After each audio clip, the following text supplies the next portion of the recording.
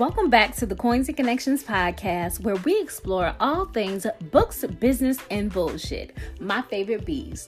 I'm your host, the fairy coin mother, Cinquanta Cox-Smith of www.cinquantacoxsmith.com. Now let's get into today's episode. So I get asked a lot, how did you start your podcast? Where do I begin? How can I start a podcast? Well, if you haven't heard about Anchor, it's the easiest way to make a podcast. Let me explain. First of all, it's free. You know, I'm down with the free. There's a creation tool that allows you to record and edit your podcast right from your phone or computer. Anchor will distribute your podcast for you so it can be heard on Spotify, Apple Podcasts, and many more. You can make money from your podcast with no minimum listenership. Like, ain't nobody listening yet and you making money. How dope is that? It's everything you need to make a podcast in one place. So what are you waiting on? Download the free Anchor app or go to anchor.fm to get started.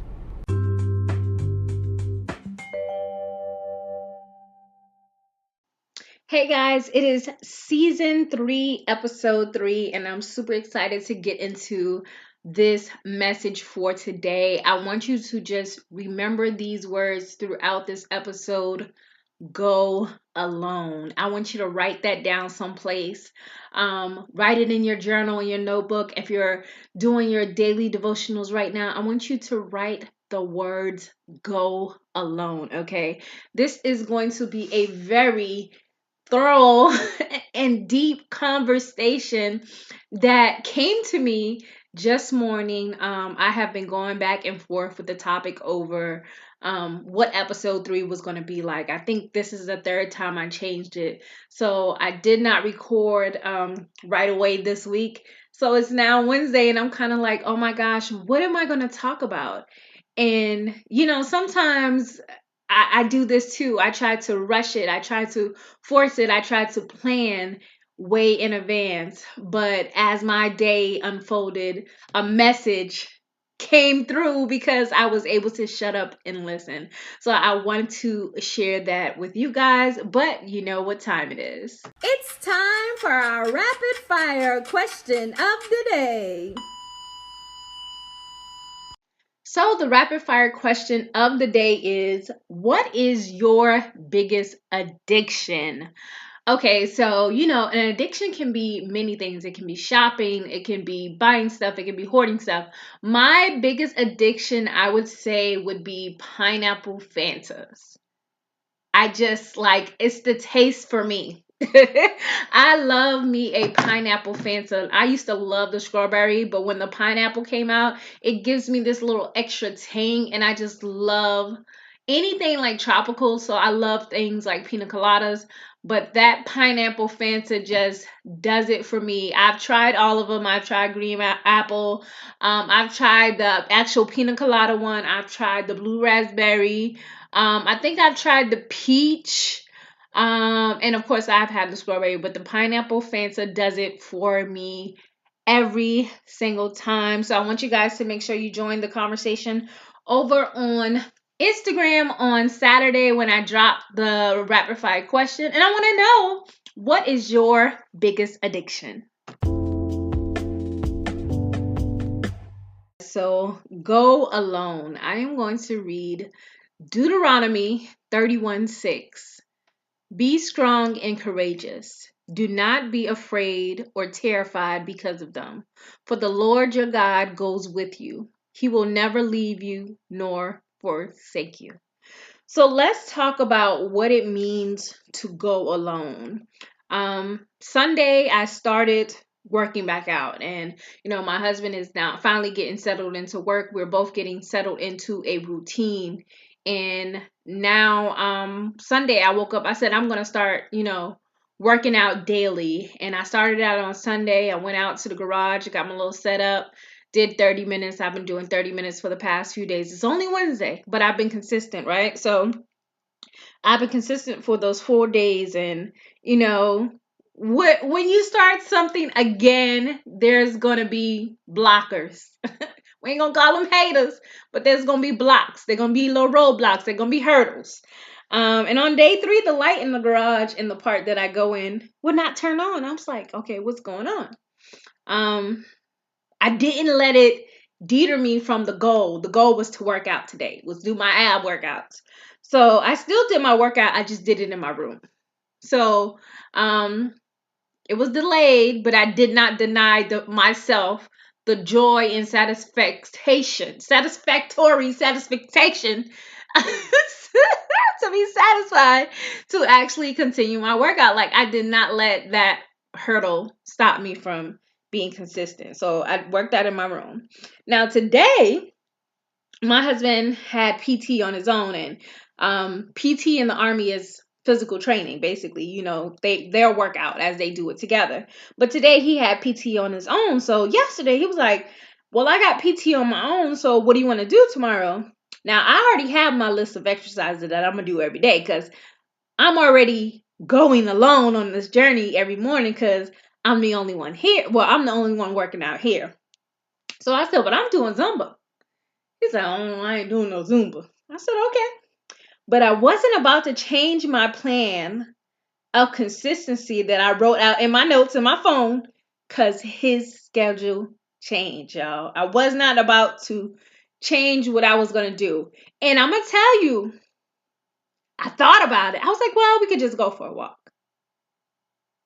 I thought about it. And a lot of times when you used to going along and you need to go along, you'll get those roadblocks and you'll want to change because someone's schedule changed. But I did my morning routine. I got up, got dressed, fixed my ISOT. I dropped my son off for basketball condition. Got back home by 6 to start Zumba. Usually I get home between, like right in that time where I could start and do a straight 30 minutes, right? Guess where my husband was? In bed. He's like, I'm tired. I'm like, oh, okay, cool. So I continued alone. So that's my message today. Go alone. If I had laid in bed, I would have fell off of my consistency and not work out probably tomorrow and then the next day, because it only takes me one day to get off track of a plan. So I would have fell off, but he would be back at work tomorrow doing PT and working out, right? So before the Army, I would always go alone. I was so free and independent. As a high school student, I would go alone many places. During the Army, I needed a battle buddy to go everywhere.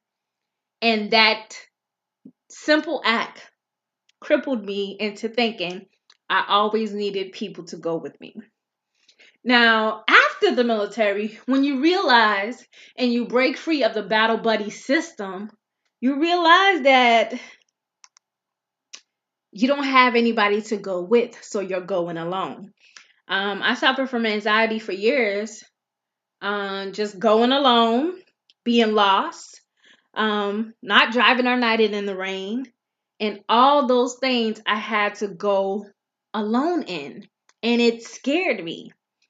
So I have to do so much more alone nowadays, and I'm okay with that. And things that you may feel like you're often doing alone is motherhood, entrepreneurship, sometimes new friendships, especially for someone like me who has to move every couple of years. You move and sometimes you don't know anyone where you're moving to, so you're going alone. By the time you leave, you may leave with a new friend, or you may continue to go alone. A lot of times friendships don't carry over from base to base, and that is just the part of growing up and growing apart. Or they were just your friend for that time, your associate for that time, and it's hard, and you want to continue the relationship, but then life is, kind of gets in the way and everybody just goes their separate way. But a lot of this stuff is something that continues to make you lonely, but know that when you share your story like I am now, everyone is alone in something. or has been alone in something in their life. And there's nothing wrong with that.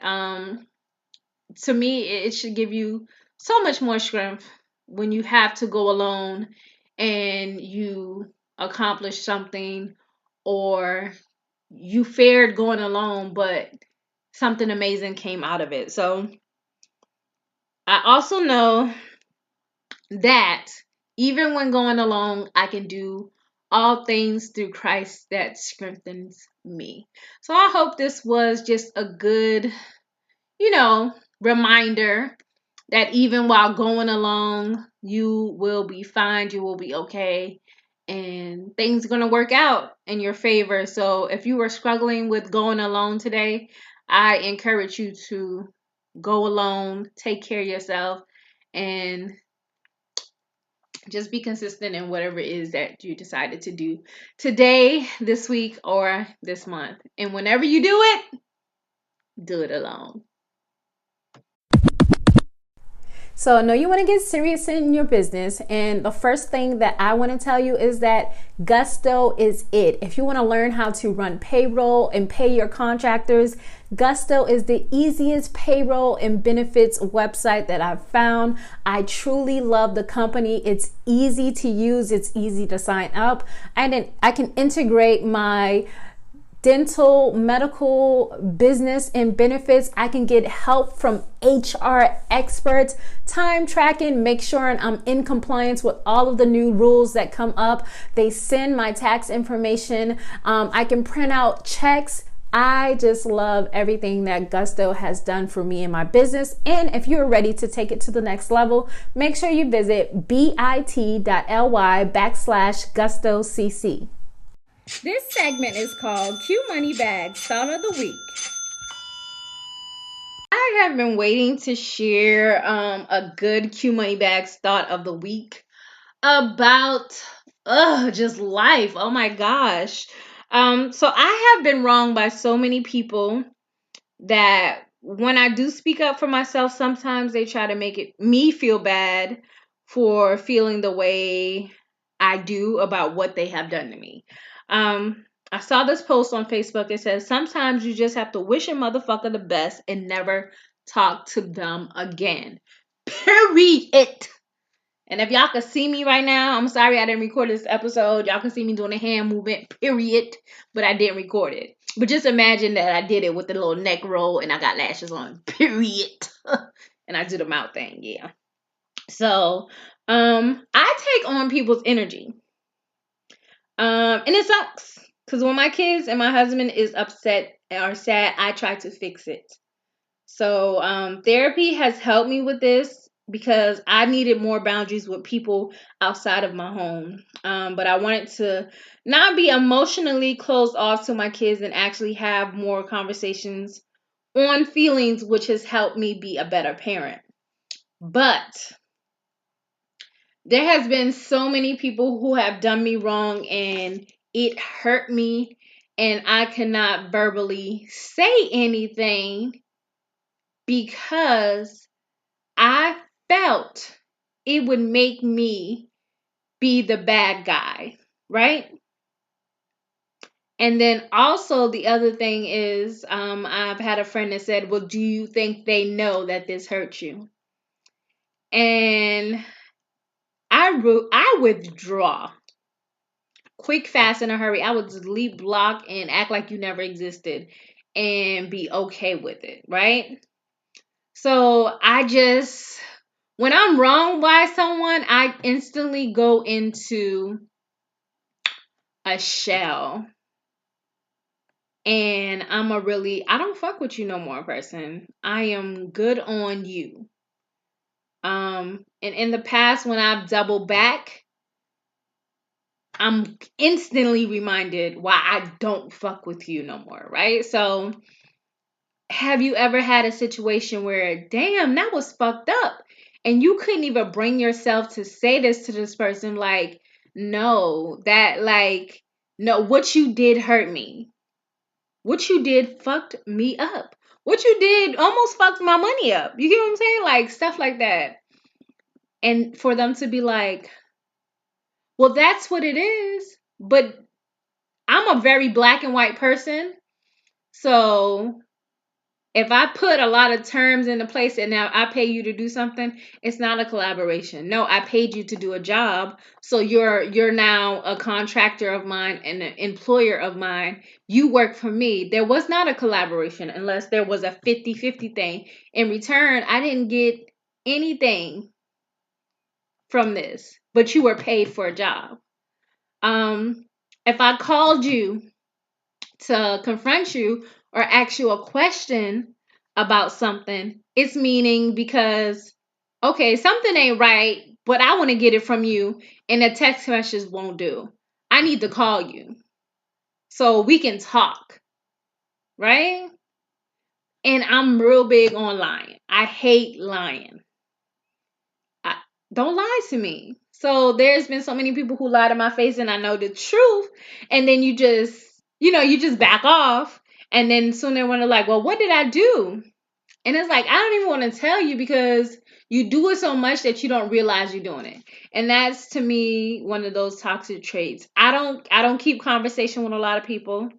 And this is probably going into a rant, but I just don't keep conversation with a lot of people. So I'm not talking to every Tom, Dick, Harry, Sue, Susan, Sally, Mitch, Mika, Boo Boo, and them. I don't keep conversation with a whole bunch of different people. So 9 times out of 10, I'm going to remember what you said and I'm going to remember what I said. So don't lie to me. But that is I just really want to know, like, have y'all ever felt like that? Like someone hurt you and you, even when you try to tell them, they try to turn it on you, or even when you don't even, like, sometimes you just don't even have the energy to go back and forth with them, right? And it's just like, okay, girl, or okay, guy, okay, daddy, okay, mom, because it be your parents too. Why we spitting that real shit? It's life, but I'm just way more aware of the type of people I have around me. Like, it could be off one meeting and I'm like, yeah, this ain't my vibe. I'm good. Or you just know. So I want y'all to work through that this week. If you have anything similar, journal about it. Why did it make you feel that way?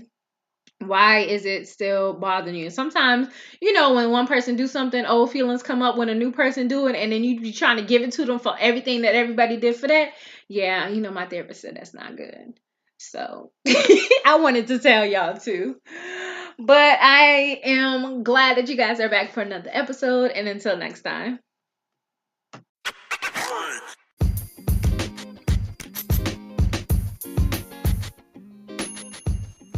Thank you so much for listening and subscribing to the Coins and Connections podcast. Don't forget to leave a review and join the conversation over on Facebook and Instagram using the hashtag Coins and Connections. Follow me on Instagram and Facebook at Cinquanta Cox-Smith and at Coins and Connections. You can shop all merch at www.coinsandconnections.com. I love you more than I love this podcast. Peace.